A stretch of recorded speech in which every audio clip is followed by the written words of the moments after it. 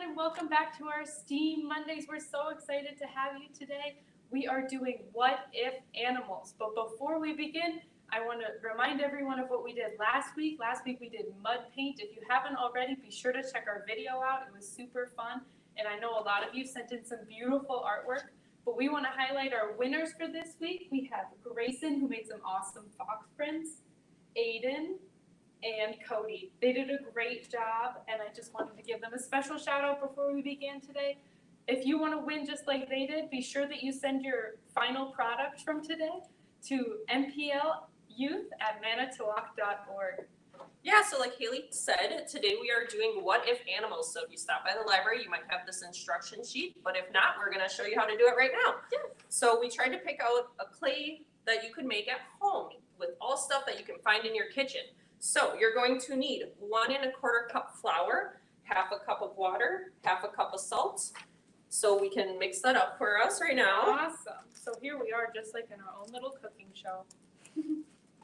And like we said, these are all things that you can find around the house. So we were hoping everyone could play along with us here. Yeah, exactly. And you might want to ask Mom and Dad about making this first, just because you will be using a little bit of their cooking supplies. But the good news about this clay is we found out that if you put it in the fridge, it actually lasts at least 2 weeks. Ours is 2 weeks old and it's been in the fridge. And he's still squishy. He's just a little cold. So I think you'll be okay. Yeah, but as you can see, the tester that we made a couple weeks ago is green. So what we're going to do today is we're also going to add a little extra food coloring to make sure that it's a super cool color. This is an optional step, but it is a little fun. So this week, since it was just 4th of July, we're thinking blue, right? Yeah. So you don't need very much. Like 4 or 5 drops maybe, right? Mm-hmm. Depends how bright you want it. Alrighty, and then we have to mix it all together. I'm just going to use a spoon to start, and then once it gets a little thicker, I can move to my hands. So while Haley's stirring, I'm going to talk about some of the things you might have found outside and prep for this craft. Because the first step is making the clay, and the second step is building your animals. So we went outside earlier today. You might not want to go out if it's raining now, but we found like pine cones and different branches and sticks and bark, but make sure you ask permission before you pick some of these things. And then Haley actually also used some recycled material on hers. She used the bottle cap for a little hat. These are our little examples we made the other week. Mine's this little guy with a really big tail. Awesome. It looks like we might need a little bit more flour in this guy, Lydia. All right. It looks a little like boogers. Alrighty. And as you build your animals, you can start talking about why they would have those certain adaptations, like why they would have really big ears. Maybe it's so they can hear better because maybe they're awake at night and they can't see as well. Or why would it have a really long neck like a giraffe? Giraffes have really long necks so they can eat the tall branches. So these are things you can kind of talk about. Do you need more flour? Yes, please. These are things you can kind of talk about as you're building your animals. Mm-hmm. Yeah, so as you can see, I don't know if you can quite see him, but my little guy, he's kind of round and he has a big tail at the end.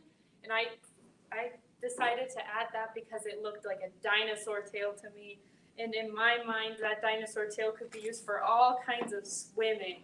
So I figured he can use it when going swimming, and he can swim really fast. So as you mix your clay creation, you might see that you need a little more flour or a little more water. When we made our clay the first time, we had one batch that turned out perfect and one that was way too watery. So you just kind of got to play around with it a little until you get a consistency like this ball that we have here. Yeah, it's just like Play-Doh, except you can make it at home. All right, Lydia. Oh, that's looking good. It looks really great to me. If you want to have half, we can share. Yeah. Awesome. So what kind of animal are you guys thinking about making?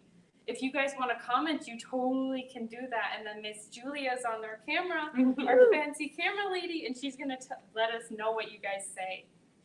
I think I'm going to try to do something with a long neck, like Lydia said, so that he can eat leaves out of the trees. And I might even use a stick to kind of guide where my neck should be. Oh, add some support to it. So when Haley and I did our first ones, we found that after about 24 hours of drying, you should rotate your animal because I originally laid my guy on its side, and then it still had a wet spot on the side. So if you just rotate it after about 24 hours, and then give it about 24 more hours, and it should be pretty dry. So then you can play with it a little more. And This same recipe can also be baked, but we aren't able to bake these crafts today because we're using nature elements that would just burn up in the oven. So Lydia, what kind of animal are you making today? I'm making an animal with 3 legs. Ooh. Just to get fancy. What kind of, where do you think he's gonna go with his 3 legs? Where do you think he lives? That is a great question. Yeah. I think that his legs have different hooks on them so he can climb trees and he just hangs up there, just like a sloth maybe would. That's really cool. So you're building one with a nice long neck? A nice long neck, and he has pine cones for legs. We have a comment. We have several. So we have a sea turtle. Ooh. We have Nicole who says her daughter's making a sea turtle. Tiffany said Emma's going to be making a bear or a cat. And Melanie is going to be making a giraffe with a long neck, just like you, Miss Haley. Oh my Wow. gosh, that's so exciting, Yeah. guys. We're doing so many cool animals today. And we didn't even do any underwater ones, did we? So Yeah, that's so extra that's special. Great thinking. I'm adding some really funky ears to my guy so he can hear when he's up in his tree. I'm gonna add some eyeballs to mine. I think you should be able to see. Okie dokie. Alrighty, so as you guys are finishing up, we'd like to talk about some of the materials that you can pick up at the library related to this craft. Awesome. So I want to talk to you about one of my new favorite books. It is called What Do You Do With a Tail Like This? And it talks about all kinds of different awesome animal adaptations, like what you're learning with your animals.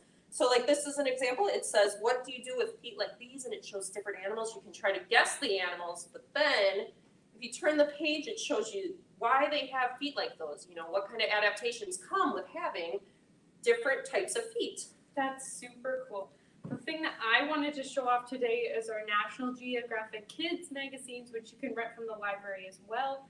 All of their issues focus on animals and different places where animals live in the environment. And this one has a really cool picture of this red-eyed frog, and it taught me that red-eyed frogs like this one have mucus on their hands, just like the boogers in our noses, so that they can stick to the trees, which is super cool. And then I was going to talk about a magazine too here that's pretty fun. It's called Boys Life, and you don't have to be a boy to like it because I think it's awesome. It talks about all kinds of different adventures you can go on, different sports. But I wanted to point out in this one, it talks about California and the national parks there. Have you ever been there? I went to one of them when I was younger, but just, you know, things that you can do outside and explore when you're looking for your materials for this project. Yeah, and then the last material that we wanted to show off today is this super cool nonfiction book. So each page goes through and asks you, what animal could you make with? And then it'll list out all kinds of crazy items. So for this one, it has a siren, a chainsaw, a survival suit, a motor, goggles, and a bunch of other stuff. And it opens up and it tells you, oh my gosh, that's a beaver. I didn't know that a beaver had all those things built in. And it even explains, you know. So that's very cool, very exciting. And I learned a bunch from that book. And just a reminder, we're going to go put all these books out on display right when you walk into the youth department. They're all available for checkout. We'll put examples of our clay animals so you can see ours, and then we'll put out the instruction sheets. So stop by the library and grab those when you come to grab next week's grab bag. Awesome. So speaking of next week's grab bag, I'm super excited because unfortunately Miss Lydia can't be here, but I get to hang out with you guys, and we are doing Rapunzel's Tower. And so come pick up your grab bag, and next week we're going to talk all about building for Rapunzel. So she needs a new tower, and we are in charge of building it. So we have to make sure it's tall so that she feels comfortable, but it's also safe so she doesn't fall down. So we're going to try all kinds of different things next week and see how tall we can build our towers. I'm super excited to see that. And don't forget, after you build your fun creatures, send them to mplyouth@manitowoc.org. We love seeing your crafts. We're so impressed by you guys. You blow our minds. So send us all kinds of pictures of your new projects. Thank you for being here. Yeah, thank you so much. See you next week, guys.